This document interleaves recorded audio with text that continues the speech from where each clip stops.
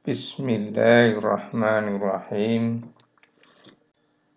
Assalamualaikum warahmatullahi wabarakatuh. Pada kesempatan ini saya Aji Siraji akan menyampaikan materi tentang mata kuliah rekayasa lalu lintas, subbab tentang volume lalu lintas dan lalu lintas harian rata-rata. Baik, apa yang dimaksud dengan arus lalu lintas sebelum membicarakan tentang volume adalah jumlah kendaraan yang melewati suatu penampang tertentu pada suatu ruas jalan dalam satuan waktu. Nah, waktunya bisa berbagai macam, itu disebut dengan arus. Nah, bisa 15 menit, bisa 5 menit, bisa per jam, bisa per hari. Nah, namun demikian ketika satuannya itu sudah dalam jam, maka bisa disebut namanya adalah volume. Artinya adalah volume lalu lintas itu selalu diukur dengan satuan per jam. Nah, Nah, saya mencoba untuk langsung bagaimana cara menghitung volume lalu lintas. Ini ada hasil survei secara singkat 15 menit.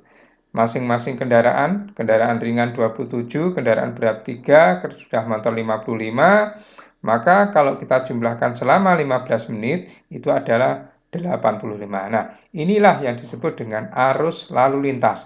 85 kendaraan per 15 menit. Nah, kalau kita ingin tahu berapa volumenya, karena 15 menit ini menuju ke 1 jam itu perlu dikalikan 4, maka volume lalu lintas adalah 85 kendaraan per 15 menit dikalikan 4, ketemu 340 kendaraan per jam.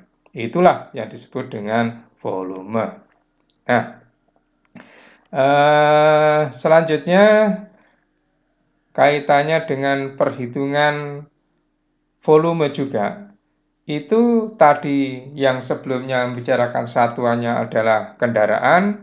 Karena volume ini masih ada bermacam kendaraan ringan, berat, dan sepeda motor, maka di dalam perhitungan MKJI 97 itu dikalikan dengan ekivalensi mobil penumpang. Nah, masing-masing kendaraan mempunyai nilai MP, kendaraan ringan 1, kendaraan berat 1,3, sepeda motor 0,4. Ini bisa bervariasi tergantung medannya dan metodenya. Itu di dalam MKJI mau jalan antar kota apa jalan dalam kota.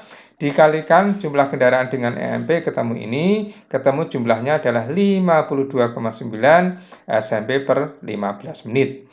Kalau kita ingin jadikan menjadi volume, dikalikan 4 menjadi 211,6 SMP per jam. Ini adalah satuan volume dalam satuan jam, dalam satuan SMP per jam. Selanjutnya, masih ada contoh lagi, survei selama 15 menit dari waktu ke waktu. Ada kendaraan sekian, kendaraan berat sekian, kemudian sepeda motor sekian. Totalnya disurvei selama 1 jam. Nah, selama 1 jam ini disurvei dengan bias waktu 15 menitan masing-masing. Nah, bisa kalau yang tadi hanya dipenggal 15 menit. Nah, sekarang kalau kita ingin jadikan volume, bagaimana caranya? Sebenarnya data ini bisa dengan 2 cara untuk mendapatkan volume, yaitu masing-masing 15 menit itu dicarikan volume arusnya per 15 menit, kemudian dikalikan 4, ketemu volume untuk durasi 15 menit, walaupun satuannya adalah SMP per jam. Cara kedua itu adalah dengan menjumlahkan survei selama 1 jam ini, maka kalau itu dijumlahkan maka sudah menjadi satuan dalam survei waktu 1 jam dan satuannya adalah bisa SMP per jam. Nah, begitu. Nah, kemudian apabila ini kita menggunakan SMP dari jumlah kendaraan tadi, masing-masing kendaraan ringan, kendaraan berat, dan sepeda motor, maka arus masing-masing ini 15 menit, SMP per 15 menit, kemudian di sini ketemu volumenya dikalikan 4 ya. Jadi volume itu dikalikan 4. Nah, masing-masing kendaraan dicari, oke. Kemudian kalau kita mau olah secara statistik sederhana, volume terendahnya 160,8, volume tertinggi 222,4, dan volume rata-ratanya 188,4 SMP per jam. Nah, baik. Baik, itulah. Nah, bagaimana kendaraan itu dibagi menjadi ada berbagai macam. Kalau menurut MKJI itu ada kendaraan ringan atau disebut dengan light vehicle atau disingkat dengan LV.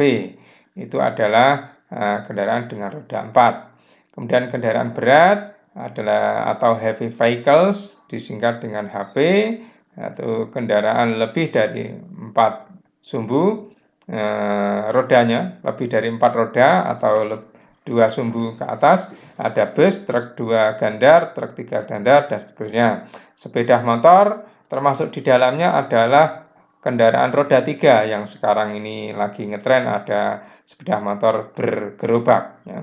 Kemudian kendaraan tak bermotor ini menurut NKJI memang dihitung, tetapi barangkali ini sudah tidak signifikan sehingga kendaraan tak bermotor ini bisa diabaikan. EMP, ekivalensi mobil penumpang, ini untuk kendaraan ringan, kendaraan berat, sepeda motor, dan kendaraan tak bermotor.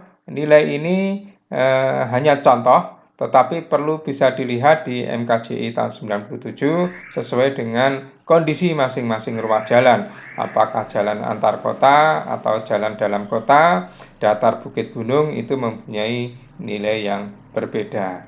Nah, kemudian lalu lintas harian rata-rata, bagaimana cara menghitungnya?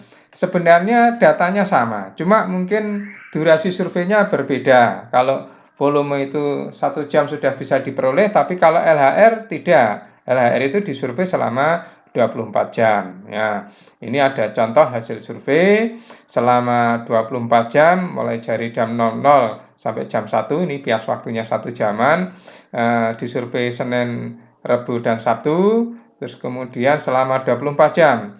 Maka kalau dijumlahkan ini selama 24 jam, hari Senin, kemudian hari berikutnya dan hari berikutnya ini adalah sekian ini LHR-nya 5.358 dan seterusnya. Kalau di rata-rata maka LHR-nya adalah sekian. Nah, lalu lintas harian rata-rata adalah ketemu 5.172 SMP per hari. Nah, jadi sudah dikalikan dengan EMP sehingga bisa disebut dengan SMP per hari. Oke. Baiklah, itulah bagaimana cara mencari volume dan LHR. Jadi saya ulangi, volume itu disurvei bisa dalam 15 menit, bahkan ada yang bisa 5 menit. Kemudian kalau LHR itu disurvei 1 jam. LHR disurvei selama 24 jam. Namun demikian dalam analisis tingkat lanjut dan metode praktis ada konversi namanya, ada faktor pengali. Kalau volumenya sekian SMP per jam mau di LHR-kan itu menjadi berapa estimasinya. Nah, itu ada yang bisa dikalikan untuk mendapatkan LHR dikalikan 8, ada yang dikalikan 10, dikalikan 12, dikalikan 14, dikalikan 16 untuk mendapatkan LHR, konversi dari volume menjadi LHR. Baiklah, itu yang bisa saya sampaikan untuk menyampaikan materi tentang volume dan lalu lintas harian rata-rata. Sekian, terima kasih. Semoga bermanfaat. Alhamdulillahirabbil alamin. Bila taufiq wal hidayah. Wassalamualaikum warahmatullahi wabarakatuh.